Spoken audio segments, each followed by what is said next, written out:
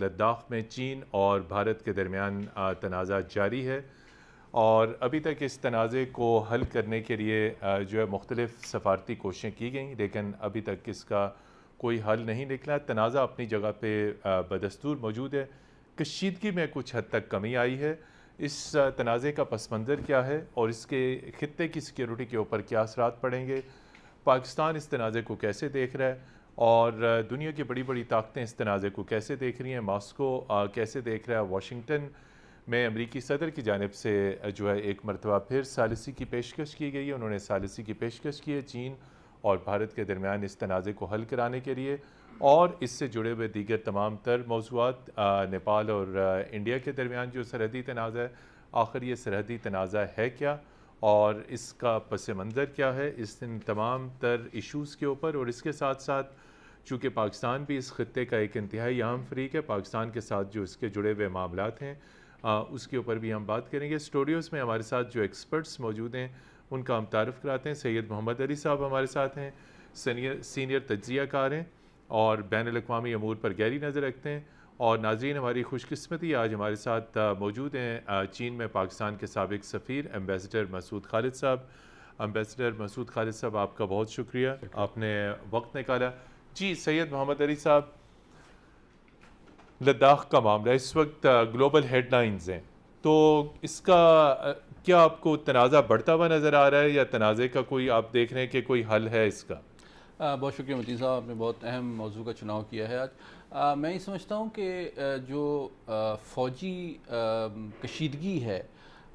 وہ تو شاید اس میں کسی حد تک کمی آئے، کیونکہ بھارت کی دفاعی اعتبار سے چائنا کے رد عمل کے حوالے سے صلاحیت اور سیاسی ارادے کے امکانات کافی کم ہیں، لیکن میں اس کو ہائبرڈ وارفیئر کے کانٹیکس میں سمجھتا ہوں، کیونکہ آپ مثلا 3-4 ٹرینڈز کو اگر آپ لنک کریں، ایک تو امریکہ نے سیاسی انداز میں بھارت کو اوبویسلی سپورٹ کرنے کی کوشش کی ہے، اگرچہ فیس ویلیو پہ ایک ٹویٹ آیا امریکی صدر کی جانب سے میڈیشن کے حوالے سے،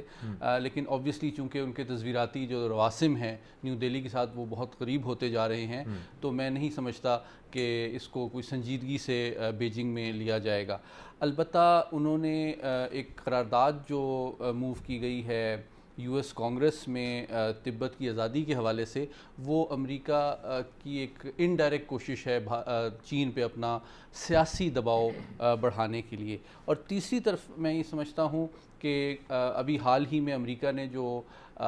جو تجارتی رواسم ہیں چین کے ساتھ، ان میں کافی ان کو ریویو کیا ہے، اور ان میں ہم دیکھتے ہیں کہ اکنامک اور ٹریڈ وار میں کافی ایسکلیشن نظر آتی ہے۔ تو میں فیوچر میں یہ انٹیسپیٹ کرتا ہوں، دیکھیں امریکہ ایک سال میں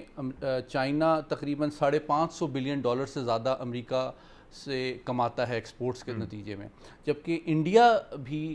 چائنیز ایکسپورٹ $74 بلین کی ہیں۔ تو اگر یہ دونوں ممالک چائنا کے اس سٹیپ کی اکنامک کاسٹ بڑھانا چاہیں تو وہ یہ تو کر سکتے ہیں، لیکن دفاعی اعتبار سے ان کو چیلنج کرنا، دیکھیں تینوں ممالک ایٹمی طاقتیں ہیں، تو میں نہیں سمجھتا، اور ان کے میوچول سٹیکس بھی بہت زیادہ ہیں، تو اس وجہ سے اس کی کوئی ورٹیکل ایسکیلیشن بہت میں اس کے امکانات کم دیکھتا ہوں۔ جی ایمبیسڈر صاحب، دیکھیے تنازع بڑے عرصے سے چل رہا ہے اور 62 میں بہت بڑی جھڑپ ہو چکی ہے، تو جب انڈیا کو معلوم ہے کہ علاقہ ڈسپیوٹڈ ہے، اس کے باوجود وہاں پر سڑک اور ایک پل کی تعمیر جو ہے وہ اس پہ انہوں نے کام شروع کیا، جو تنازع کی بنیادی وجہ بنا، جو اس کی وجہ سے چین کی طرف سے رد عمل آیا،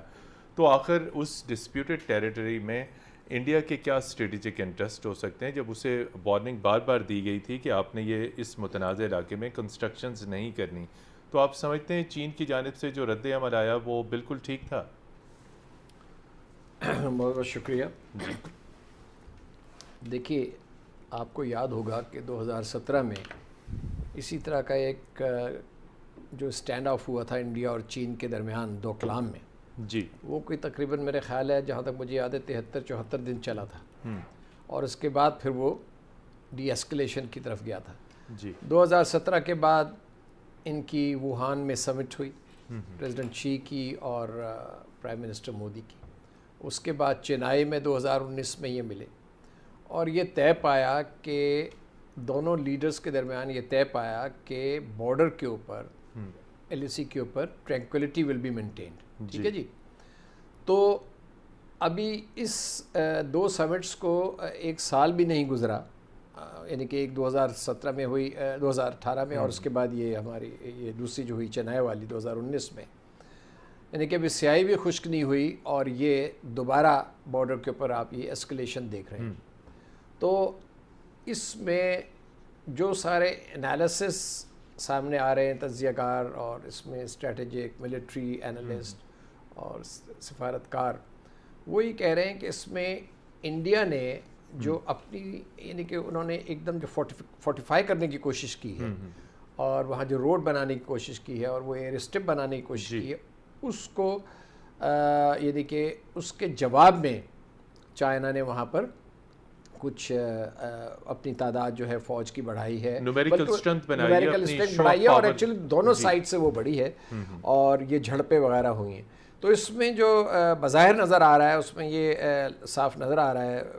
کہ انڈیا کی طرف سے یہ ایک جو ایک براڈر اور بگر انڈرسٹینڈنگ ہوئی تھی اس کی خلاف ورزی ہوئی.